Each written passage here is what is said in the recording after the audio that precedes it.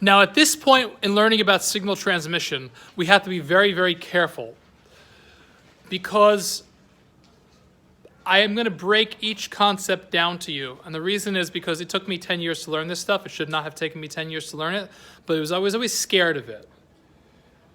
It always scared me. It always made me anxious, and I kind of never learned it. I learned words, and I would circle them on tests, and then kind of did okay in this class. But I took this class, I think, twice in graduate school, and then once in undergrad, and then I took other classes that were related to this class, and I still never learned it until I took a anatomy class once, and then I got it. And now I can teach it.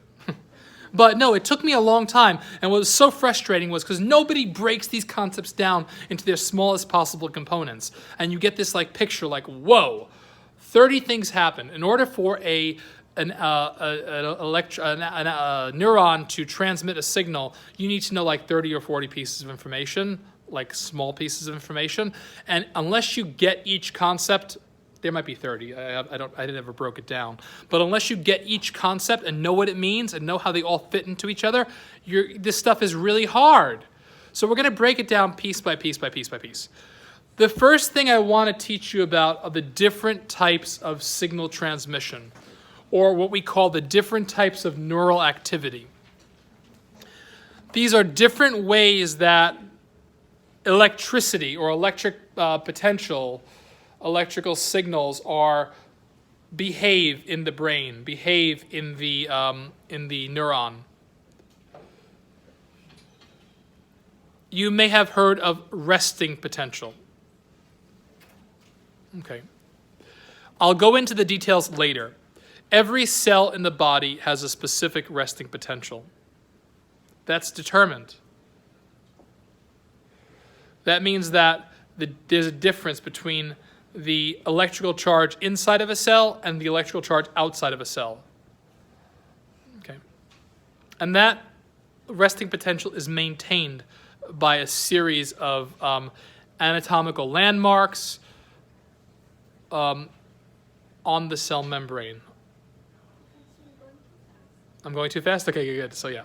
So I'll repeat everything 3 times. So the resting potential, every cell has a determined resting potential. There's a number.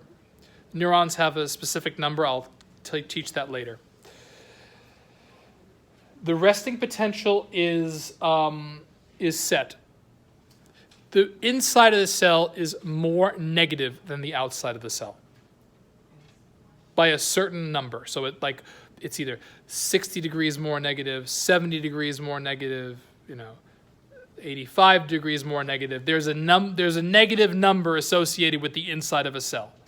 Inside of the cell is more negatively charged than the outside of the cell, which is more positively charged relative to the inside of the cell.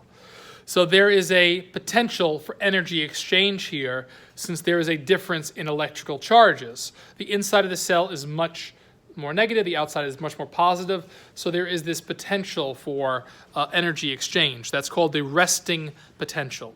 The resting potential is that number that's determined of how much more negative the inside of the cell is compared to the outside of a cell.